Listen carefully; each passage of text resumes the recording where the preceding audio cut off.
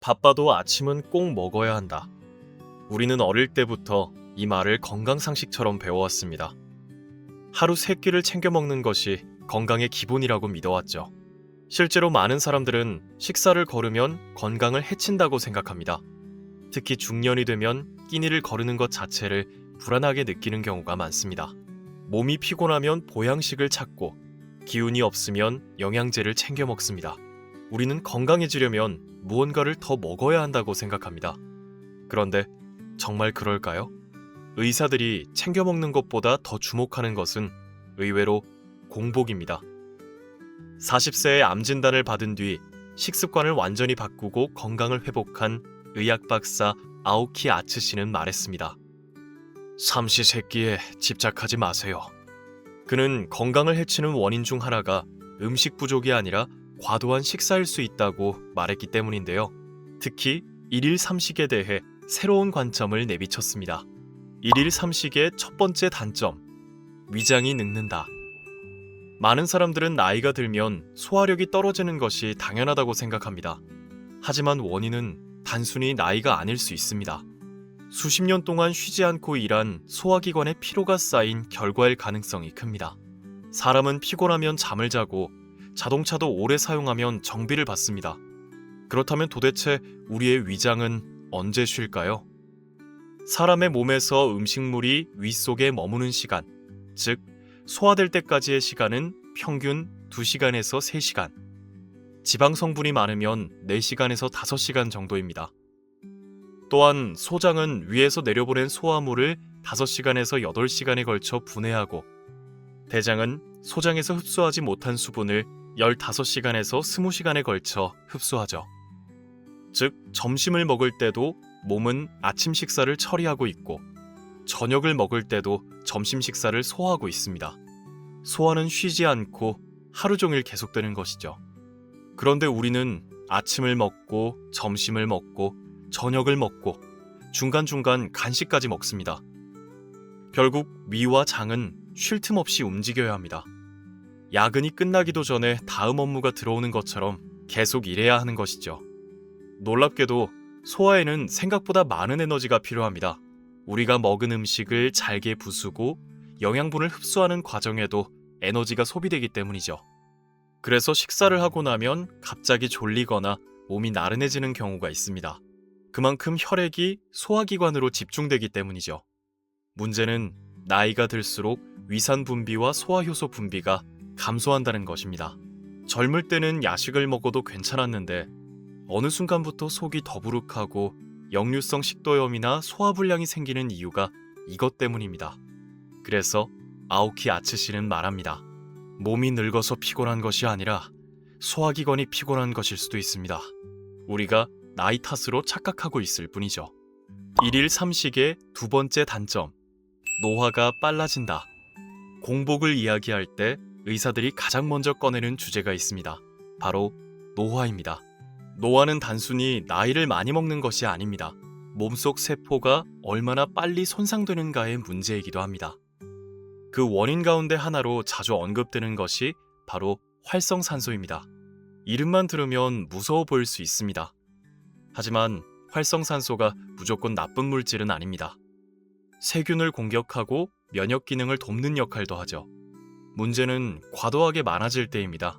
자동차가 연료를 태우면 배기가스가 나오는 것처럼 우리 몸도 에너지를 만들면 활성산소가 함께 생깁니다. 평소에는 몸속 항산화 시스템이 활성산소를 제거해 균형을 유지합니다. 하지만 과식과 수면 부족, 스트레스까지 쌓이면 몸속 시스템의 균형이 무너지기 시작합니다. 그때부터 활성산소는 세포막과 단백질, DNA를 조금씩 손상시키기 시작합니다. 사과를 잘라두면 갈색으로 변하고 철이 공기에 닿으면 녹이 쓰는 것처럼 우리 몸도 조금씩 산화되는 것이죠.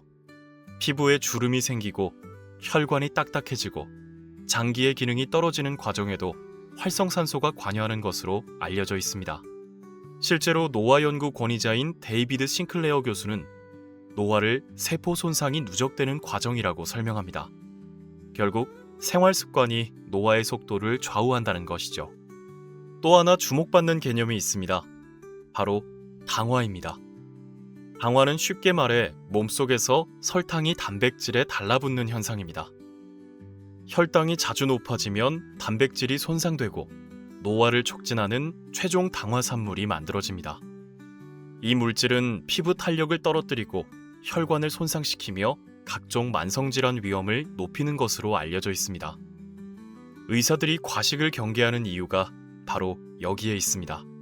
자주 그리고 많이 먹을수록 몸은 더 많은 산화와 당화를 겪기 때문이죠.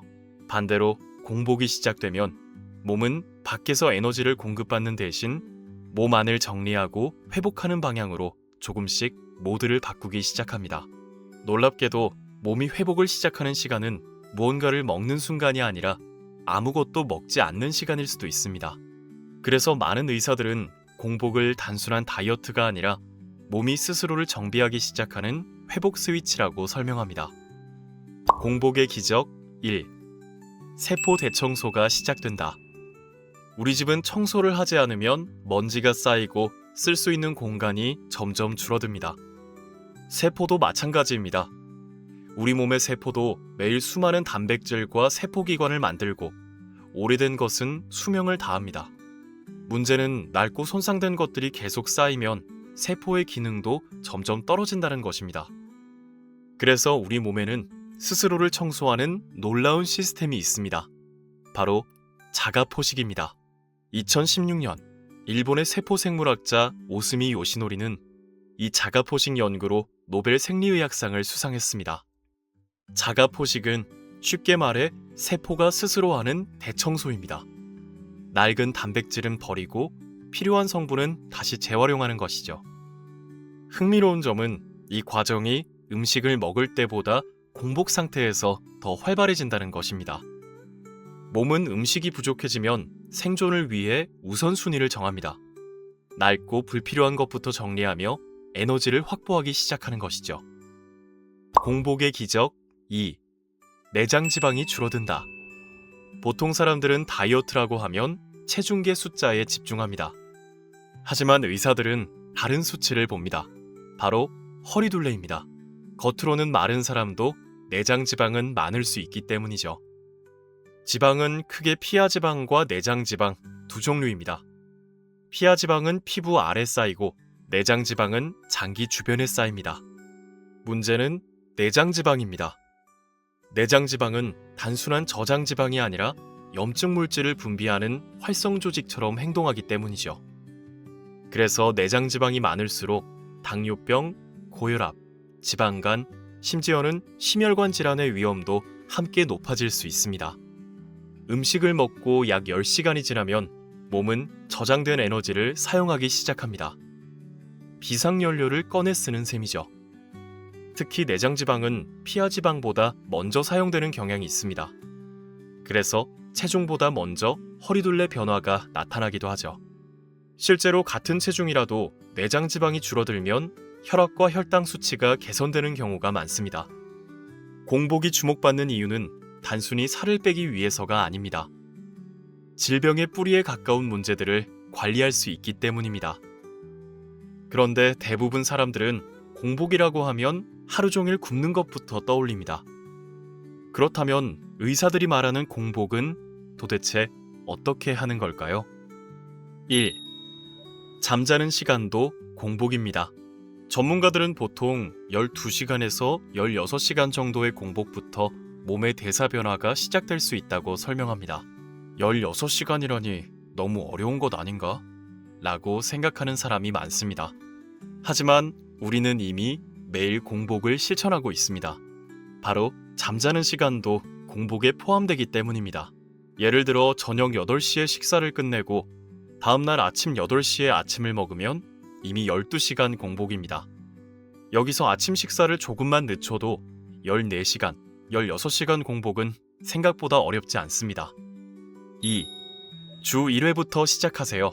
가장 중요한 것은 무리해서 시작하지 않는 것입니다. 처음부터 매일 공복을 실천할 필요도 없습니다. 의사들도 처음에는 주 1회 정도부터 시작해보라고 권합니다.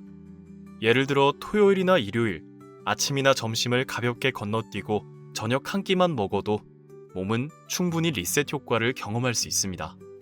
몸이 적응하면 그때부터 조금씩 공복 시간을 늘려가면 됩니다. 건강은 속도가 아니라 꾸준함이 더 중요합니다. 3. 배고프다면 견과류를 먹으세요. 공복은 배고픔을 참는 대회가 아닙니다. 너무 허기가 심하다면 간단하게 요기하는 것도 방법입니다. 견과류는 당질 함량이 낮고 포만감은 오래 유지되는 식품입니다. 그래서 공복 초기에 찾아오는 허기를 완화하는 데 도움이 될 수 있습니다. 꼭 견과류가 아니더라도 허기가 너무 심하다면 당 함량이 낮은 식품을 소량 섭취하는 것도 방법입니다. 장시간 음식을 먹지 않는 생활에 익숙해지면 간식을 찾던 습관도 점차 줄어들게 됩니다. 가능한 한 공복 시간을 만드는 것, 그리고 무리하지 않고 오래 지속하는 것이 중요합니다. 오늘 소개한 내용은 책 공복 최고의 약의 일부에 불과합니다. 공복이 몸에 가져오는 변화는 생각보다 훨씬 다양합니다. 공복이 혈당과 혈압, 면역력, 장 건강, 노화에 어떤 영향을 주는지까지 궁금하다면 책을 통해 더 자세히 알아보세요. 암을 극복한 의사가 직접 실천한 식사법, 공복 최고의 약. 이 콘텐츠가 도움이 되었다면 구독과 좋아요를 눌러주세요.